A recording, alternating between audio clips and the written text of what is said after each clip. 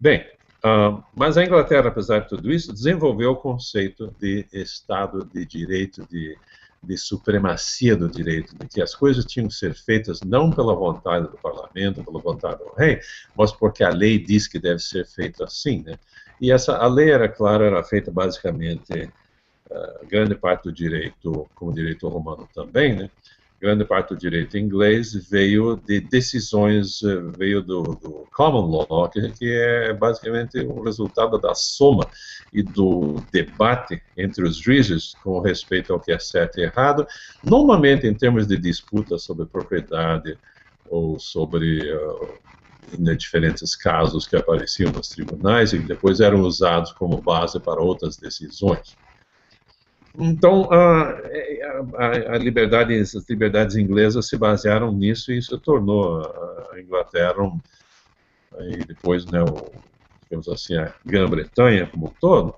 como um país poderoso, livre e mais poderoso que os outros e mais bem desenvolvido. E foi, é claro, ali que ocorreu o grande desenvolvimento industrial, apesar de todos os problemas, né, que teve aquilo, mas que não foi uma culpa do sistema industrial, é uma culpa do que ocorreu anteriormente, né? Era um legado nocivo que veio já de séculos, né? Agora, ao mesmo tempo em que a Inglaterra deu ao mundo o Estado de Direito, o conceito de governo por leis e por referência a leis e não pela vontade de qualquer pessoa, ao mesmo tempo ocorreu, e foi uma coisa que levou mais ou menos 300 anos para se desenvolver, mais ou menos da metade do século XV, digamos assim, 1450 a 1750, desenvolveu-se gradualmente no parlamento a ideia de que o parlamento, por representar o povo, ter uma base de sustentação maior, e, no caso da Câmara dos Comuns, serem eleitos pelo povo, que eles tinham, digamos assim, um direito superior de legislar e que aquilo que os legisladores fizessem era correto e devia ser aceito. Ou seja, em vez da supremacia do direito, o império das leis, digamos assim, o parlamento se arrogou por volta de 1765, finalmente, né, pelo ato declaratório, a ideia de que ele podia fazer não só legislar, mas fazer qualquer tipo de legislação. Não no sentido de que pertence ao não só no sentido de que pertence ao legislativo, ou a prerrogativa de legislar, o que é apenas parcialmente correto, porque a verdade, quer dizer, a qualidade de uma lei independe da sua origem. O próprio rei pode fazer uma lei se ela tiver generalidade e aplicabilidade e abstração, claro, então ela é uma lei. E se o juiz fizer uma decisão, também a decisão, a norma estabelecida, tem os mesmos atributos. Mas, basicamente falando, então, no sistema que se desenvolveu, que acabou sendo o constitucionalismo, a ideia era de que a legislação devia vir do legislativo, não do judiciário, não do executivo. Né?